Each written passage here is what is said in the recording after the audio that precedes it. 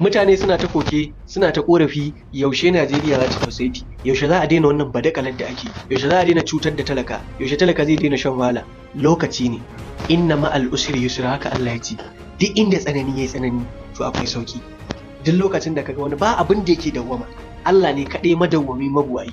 Amma duk abin da kake wata ran zaka daina, duk abin da baka yi wata ran zaka zo kana yin sa, duk abin da kake da shi wata ran zaka wayi gari baka da shi, kai wata ran kai karan kanka za a wayi gari babu kai, balle abin da ka samu a duniya. Allah shi kaɗai ne hayyul la yamut, shi kaɗai ne rayan da baya mutuwa, la ta'khudhu sinatun wala nawm, gangadi ma baya kama shi balle yayi bacci.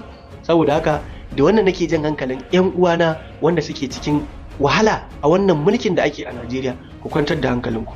Ina amfani da wannan damar in sanar da duk wanda ba shi da katin zaɓe ya daure da an buɗe portal na yin katin zaɓe, ka je kai zaɓe, ka tara 2027 wallahi kamar gobe muke kallanta, sai ka zo ka zaɓi cancanta, ka zaɓi mutumin da kake kyautata zato kuma ka raka shi da addu'a Allah ya riko da hannunsa, kar ya bar shi da dabararsa, kar ya bar shi da bayansa. Amma wannan gwamnati insha Allah, in Allah da in dai aka ta cigaba tafiya ba aka bata sauya zani ba, wallahi sai mun canza ta, sai mun sauya, so da ba ma jin daɗin salon mulkin da ake. Muna roƙon shugaban ƙasa ka ji mu jagaban ka ɗan jawo baya koya ne, ka ɗan taimaka mutane su ɗan samu sauƙin rayuwa, a ci abinci kawai ake magana, in aka ji daɗi sai kaga ka samu kai ma abin da kake so.